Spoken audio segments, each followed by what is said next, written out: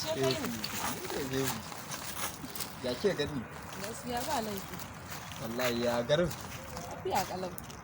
Ya na ganki wani dono ban saba gani fa bana so in garin ki na ɓaci. To ni kullun ka san dama fuska ta a haka take. Ban da abin ka kullun sai mun samu matsala haka ai ni fuska ta a haka take ka sani.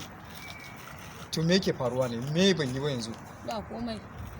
Kin ga shekaran jiya fa na sai turmin atamfa na bayar a kan miki. Na turo miki 2000 da charge card. To kudin dinki fa. To zan turo miki yanzu. Ƙara To turo min. shikenan ni ba ma wannan ba fa so nake gaskiya mu je gidan zu. Gidan zu kuma an kashe kuɗi fa sati. To ba matsala. Da yanzu ne fushi.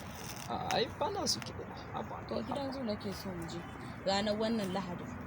Me zuwa? Lahadi mai zuwa fa.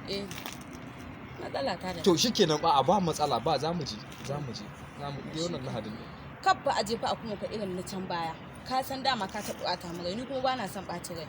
Bana son ɓaci rai na bana son ba. Dan ko sakon waye ko alaji ne zai aike ni sai ya dakatar da aike ni. To haka dai kace Allah dai ya kai mu magani. In ka ɓata mu rai a wannan gaskiya zan ɗauki mataki. Haba wani irin mataki? Ke kina wahalar mun da zuciya fa. Kullum kina wahalar mun da ba dai gidan zu bane?